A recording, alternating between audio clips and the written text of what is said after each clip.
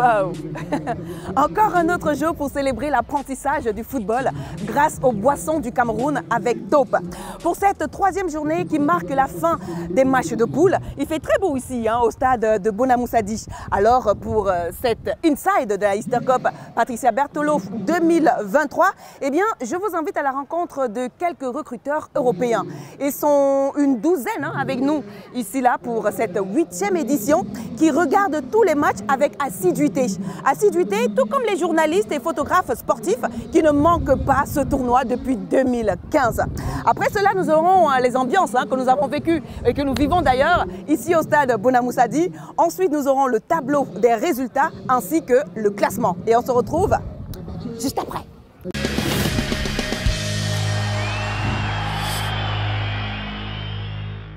Let's get it.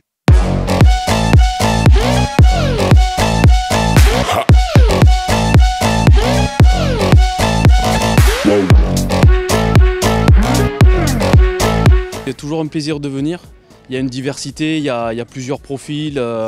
On peut trouver en fin de compte tout ce qu'on recherche. L'intelligence de jeu, la technique, la force, la puissance, c'est inné. Les capacités physiques au-dessus de la moyenne. Mais c'est surtout au niveau technique et au niveau de l'intelligence du jeu, la compréhension du jeu. Ce que j'aime bien et ce que j'apprécie en venant ici au Cameroun, c'est l'engagement qu'il peut y avoir. Il y a toujours une volonté de se montrer, de se distinguer. Il y a beaucoup d'engagement, beaucoup de duels, beaucoup de contacts. Donc ça, c'est pour le point positif. Après, le point un petit peu négatif et qui va de pair avec ça, c'est que parfois, ça manque un petit peu de relâchement et de finesse devant le but. Il y a peu de buts comparativement au nombre d'occasions qui sont créées.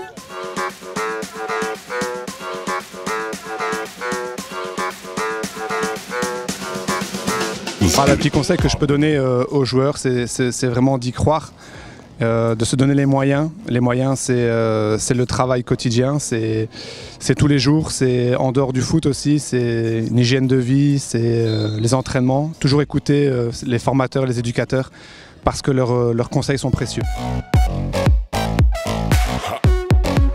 Notre présence ici, en ce moment, actuellement, n'est-ce pas, c'est ce message-là que nous voulons faire passer. Et on connaît un tout petit peu les turbulences actuelles au niveau de l'organisation du football jeune avec toutes les difficultés rencontrées. Eh bien, des tournois comme ceux-ci permettent, n'est-ce pas, aux techniciens que nous sommes d'avoir de la matière. Ça permet aux jeunes de rester compétitifs et de se mettre en évidence. It's feisty, feisty.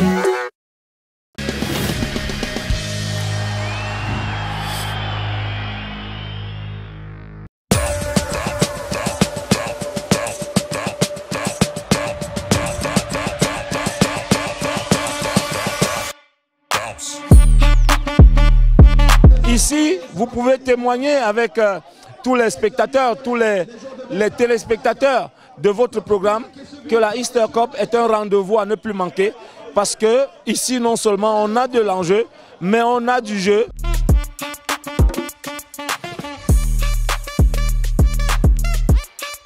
Tous les joueurs ont besoin de photographie pour présenter leurs talents et c'est à travers ça qu'on voit à quel poste ils évoluent. En tant que femme, moi je ne rencontre pas les difficultés parce que depuis petite, j'ai grandi dans un environnement masculin puisque j'ai eu à pratiquer le sport à mon bas âge. C'est un bon tournoi pour détecter les jeunes talents qui pourront devenir les futurs Samuel Eto'o.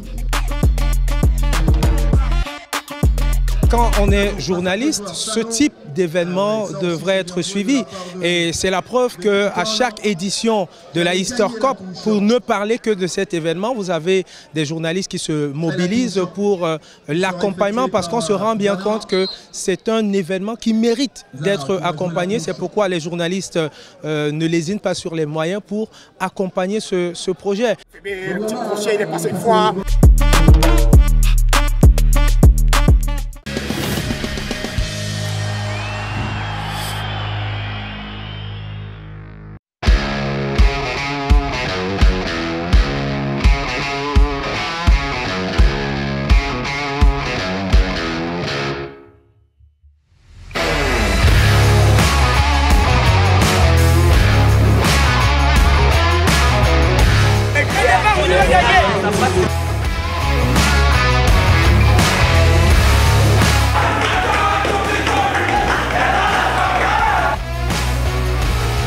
Je suis supporter de Bambuto. Bouddha FC. C'est Bouddha FC.